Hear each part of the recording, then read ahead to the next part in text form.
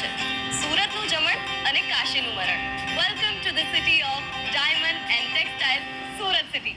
મેં છે ને સુરતના લોકોને પૂછ્યું છે કે તમારા આઈડિયલ ઈવી વ્હીકલની અંદર કયા કયા ફીચર્સ હોવા જોઈએ.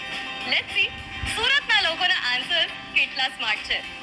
ફર્સ્ટ તો આ નેવિગેશનની પ્રોબ્લેમ સોલ્વ થઈ જાય મારી, સો દેટ મારે ઘડી ફોન લઈને નહીં ફરવું પડે.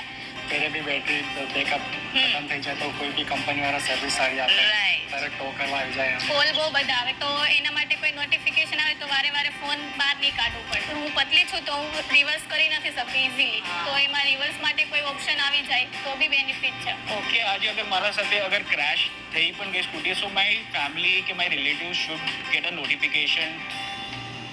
નાઉ ઇફ આઈ સે કે આટલા બધા ફીચર્સ એક જ ઈવી સ્કૂટરની અંદર અવેલેબલ છે, તમે બિલીવ કરશો? ના.